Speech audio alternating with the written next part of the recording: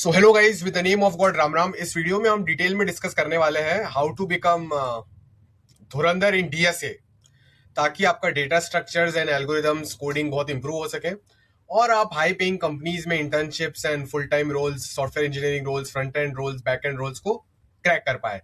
ये वीडियो आपके लिए बहुत इंपॉर्टेंट है अगर आप नॉन आईटी बैकग्राउंड से हो या फिर आईटी बैकग्राउंड से हो, बीएससी कर रहे हो, एमएससी कर रहे हो, एमसीए, बीसीए, बीटेक, एमटेक। आप सबके गोल्स है कि आईटी फील्ड में महंगी सी महंगी जॉब क्रैक कर पाओ इन सॉफ्टवेयर इंजीनियरिंग डोमेन। तो आपको डीएसए में धुरंधर तो बनना ही पड़ेगा।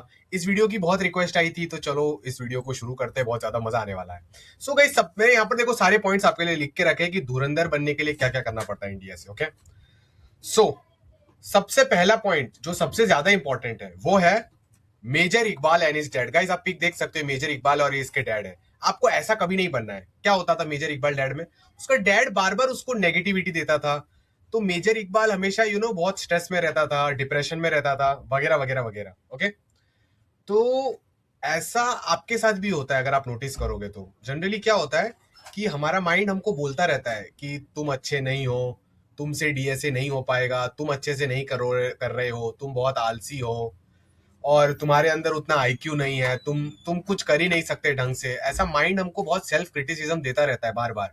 कभी तुमने कोई डीएसए क्वेश्चन अगर सॉल्व नहीं किया तो माइंड बोलेगा तुम तो चोमू हो, तुमको कुछ आता नहीं है। फिर आप कॉन्टेस्ट में अच्छा रिजल्ट नहीं आएगा तो भी आपका माइंड आपको नेगेटिव सेल्फ नेगेटिव चीजें बोलेगा। तो मेजर इकबाल का डैड भी ऐसे ही करता था उसके साथ, उसको नेगेटिव बोल बोल के कितना नेगेटिव बना दिया था, राइट? तो आपका जो माइंड है वो आपका डैड है, मेजर इकबाल का। आपको डैड को आप पे हावी नहीं होने देना है, आपको उसको रोकना है। आपका माइंड आप पे हैवी नहीं होना चाहिए। नेगेटिव सेल्फ क्रिटिसिज्म एकदम जीरो कर दो अपने लाइफ में। हर बार खुद को बोलने का, नहीं मैं बहुत अच्छा हूं और मैं बहुत अच्छा करने वाला हूं, तुम शांत हो जाओ, ऐसा खुद को बोलना आना चाहिए। मेजर इकबाल और उसका डैड नहीं बनना है आपको। Clear? Next point, Uzair Bloch.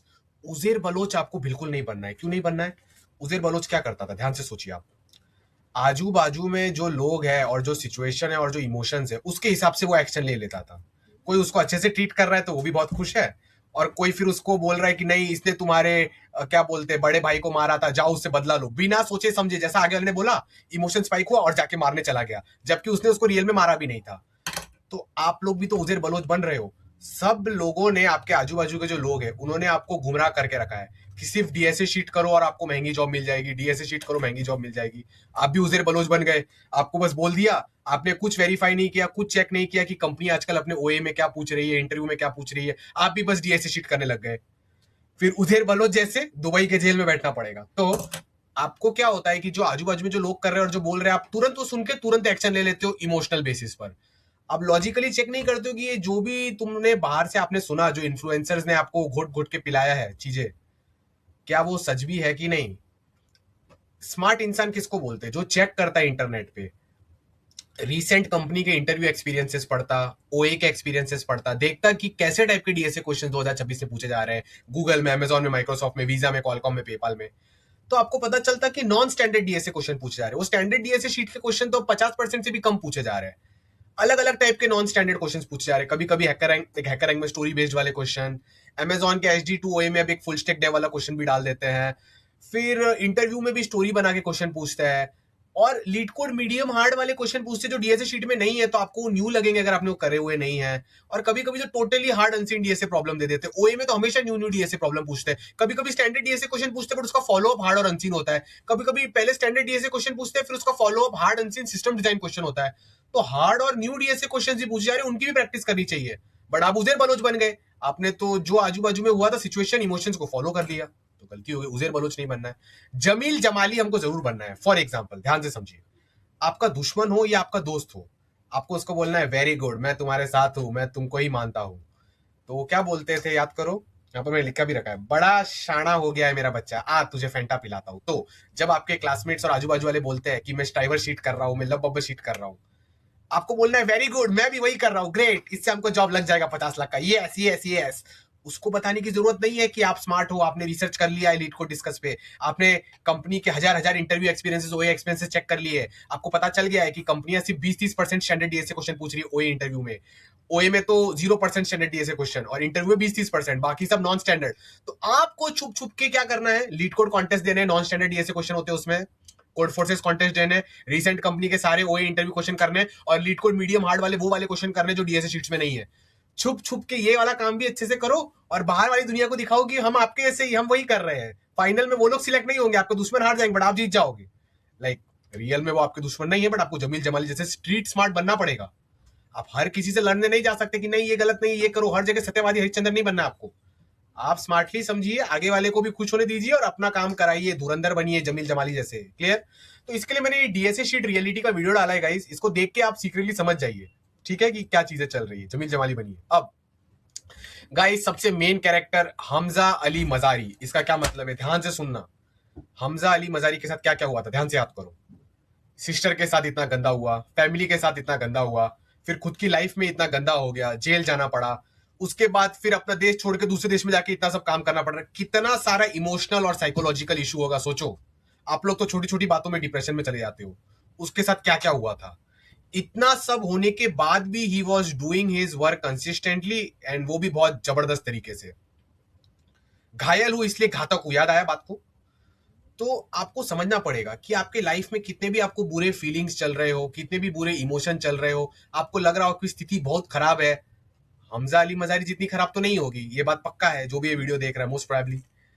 तो इतना खराब सिचुएशन होने के बाद भी आपको लाइफ में कितना भी गंदा लग रहा है कोई भी रिलेटेड चीज, तो भी आप चुपचाप बैठ के रोज 5 घंटा डीएसए कर रहे हो, अपना काम कर रहे हो। आप पाकिस्तान में जा रहे हो, आप स्पाई बन रहे हो, लोगों को मार के रिटर्न आ रहे हो, आप के साथ बहुत बुरा हुआ, आप अपनी वाइफ और बच्चे भी छोड़ दे रहे हो बट अपना काम नहीं छोड़ रहे हो।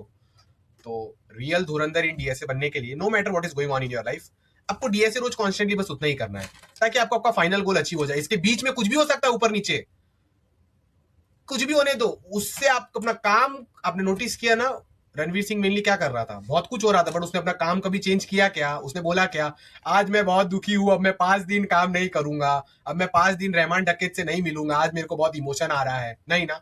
जो काम था इमीडिएटली किया। वाइफ को छोड़ने के टाइम पे उसने बोला क्या अब वाइफ को छोड़ रहा हूं, बहुत दुखी हो रहा हूं, अब 2 दिन तक थोड़ा रो लूंगा फिर जाऊंगा? नहीं, इमीडिएटली जो काम था काम करने चला गया।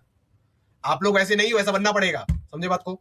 अब तो गाइस सही से काम कैसे करना उसके लिए आपको रोड मैप चाहिए, तो ये डीएसए का मेरा रोड मैप फॉलो करना। और मेरा एक फ्री कोर्स है डीएसओ सीपी का 51 आवर का, उसमें मैंने इस टाइप से पढ़ाया है कि आप स्टैंडर्ड डीएसए क्वेश्चन और नॉन स्टैंडर्ड डीएसए क्वेश्चन दोनों कर सकते हो, आप इंट्यूशन लॉजिक डेवलप कर सकते हो फॉर न्यू न्यू प्रॉब्लम्स, ये करना। इसके अलावा गाइस मैं फ्री लाइव ट्रेनिंग देता हूं सैटरडे संडे को, उसका व्हाट्सएप ग्रुप का लिंक भी यहां पर आ जाएगा, तो वो भी कर लेना याद से। क्लियर? अब guys the last and the most important character ASP Chaudhry Aslam, इनसे हमको क्या सीखने को मिलता है? ये दिखने में तो एकदम नॉर्मल आदमी थे बट इनको किसी से कुछ डर नहीं लगता था।